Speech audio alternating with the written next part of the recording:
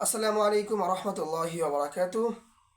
কাছে দূরে দেশে বা প্রবাসে যে যেখান থেকে আমাদেরকে দেখছেন সকলকেই আন্তরিক শুভেচ্ছা জানিয়ে শুরু করছি আজকের সংক্ষিপ্ত আলোচনা। প্রিয় সুধী, আজকের আলোচনার বিষয়বস্তু হচ্ছে পবিত্র শবে বরাত। আপনারা সকলেই জানেন, আসছে আগামীকাল রোজ শুক্রবার দিবাগত রাত্রে পবিত্র শবে বরাত। এই শবে বরাতকে কেন্দ্র করে আমাদের দেশের মধ্যে অনেক বাড়াবাড়িও রয়েছে, আবার অনেক ছাড়াছাড়িও রয়েছে, যেটা কোনোটাই শরিয়াত সমর্থন করে না।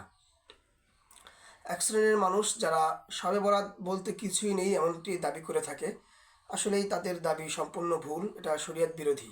কারণ হাদিস শরীফে পাওয়া যায় যে শবে বরাত একটি ইবাদতের রজনী, যেই রজনীতে আল্লাহ তাআলা মানুষকে সাধারণ ক্ষমা ঘোষণা করে থাকেন। সুতরাং এর দ্বারা আমরা বুঝতে পারলাম যে শবে বরাত এটা হাদিসের ভাষ্য অনুযায়ী আসলেই শবে বরাত বলতে একটি রজনী আছে। পাশাপাশি যারা অতিরিক্ত বাড়াবাড়ি করেন সেটাও উচিত না। যেরকম আমাদের দেশের এক শ্রেণীর মানুষ আছে যে যারা পবিত্র শবে বরাতে বিভিন্ন বিষয় নিয়ে বেশি বাড়াবাড়ি করে এবং তাদের কিছু ভুল ধারণা রয়েছে।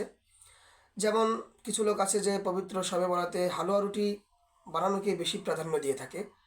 আসলে এটা উচিত না। তারা অনেকেই এটাকে শবে বরাতের ইবাদত মনে করে। আসলে এটা শবে বরাতের কোনো ইবাদত না।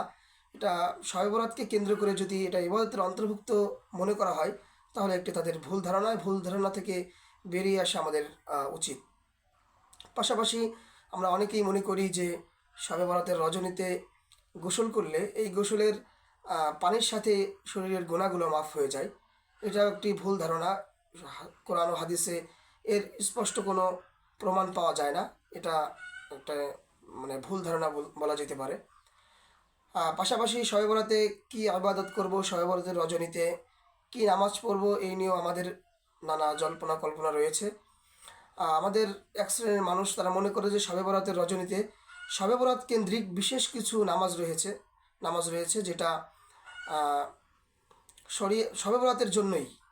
অনেকেই মনে করে যে শবে বরাতের নির্দিষ্ট নামাজ রয়েছে, যেই নামাজের প্রথম রাকাতে সূরা ইখলাস 3 বার পড়তে হয়, দ্বিতীয় রাকাতে অন্য সূরা পড়তে হয়। এরকম বিভিন্ন ধারণা রয়েছে শবে বরাতের নামাজকে কেন্দ্র করে। আসলে শবে বরাতের নামাজের নির্দিষ্ট কোনো নিয়মাবলী নেই।